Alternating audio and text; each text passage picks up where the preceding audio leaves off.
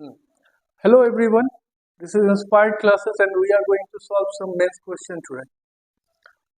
ये क्वेश्चन है, ये ग्रेविटेशनल फोर्स का रिजल्टेंट फाइंड करना है इस क्वेश्चन गिवन है, 4 मासेस है, वो एक स्क्वायर के वर्टिस पे रखा हुआ है, एक फर्स्ट ए पे रखा हुआ है, दूसरा बी पे रखा हुआ है, तीसरा सी पे रखा हुआ है और फोर्थ डी पे रखा हुआ है। इसमें किसी भी एक कॉर्नर में, जैसे हम लोग ए पे ले रहे हैं, इस मास पे नेट ग्रेविटेशनल फोर्स जो एक्ट हो रहा है रेस्ट 3 मासेस से, वो ये वैल्यू मीन्स इस पे इसका भी ग्रेविटेशनल अट्रैक्शन होगा, इसका भी ग्रेविटेशनल अट्रैक्शन होगा और इसका भी ग्रेविटेशनल अट्रैक्शन होगा और नेट अट्रैक्शन जो होगा वो ये वैल्यू और साइड लेंथ जो है इस स्क्वायर का वो ए है।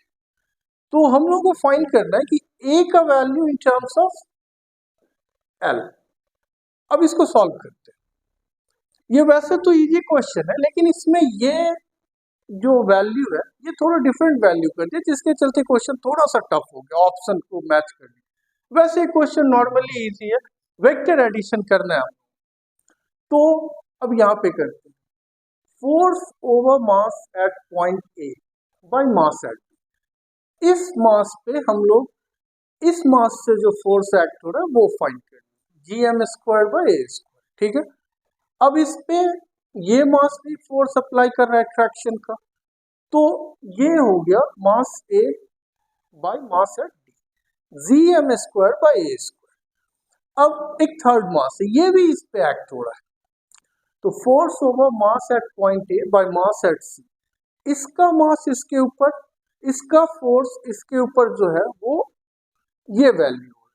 यहाँ पे ये वैल्यू डिफरेंट क्यों है? क्योंकि इस मास और इस मास का जो यहाँ से डिस्प्लेसमेंट था वो सिर्फ ए था, लेकिन ये डायगोनल पे है और स्क्वायर का जो डायगोनल होता है वो √2a होता है, इसीलिए इसके लिए जो डिस्प्लेसमेंट है यहाँ से वो √2a है। तो √2a² जो होता है वो 2a² होता है। तो हमारे पास तीनों मास से ए पे जो फोर्स लग रहा है वो है।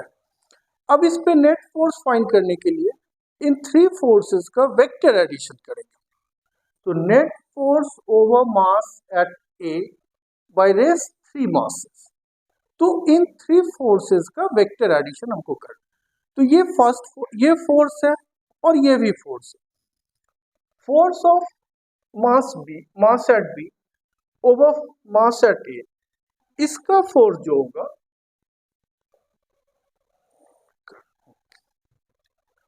इसका फोर्स जो होगा वो यहाँ पे इधर अट्रैक्ट करेगा और इसका फोर्स इस पे जो ये वैल्यू है सेम अमाउंट ऑफ मैग्नीट्यूड होगा, डायरेक्शन उसका इधर होगा। तो इन दोनों का जो रिजल्टेंट होगा वो ये वैल्यू होगा और वो एग्जैक्टली इस लाइन पे होगा और इसका जो अट्रैक्शन है ये वो ऑलरेडी इस लाइन पे है। तो इन तीनों फोर्सेस का जो वेक्टर एडिशन है वो नॉर्मली ये ऐड होगा और इसको ऐड करने के बाद ये वैल्यू आ रहा है। और अब यहाँ पे हम क्या करेंगे, हम ये वैल्यू सब्स्टिट्यूट करें, क्योंकि जो गिवन वैल्यू है नेट फोर्स का वो ये है और इसको हम इसके लिए यहाँ सब्स्टिट्यूट कर दिए और फिर इस वैल्यू से इक्वेट करके कैंसिल करने के बाद a का वैल्यू 4l आ रहा है, means the value of a in terms of l is 4l, and that's the final solution of this question.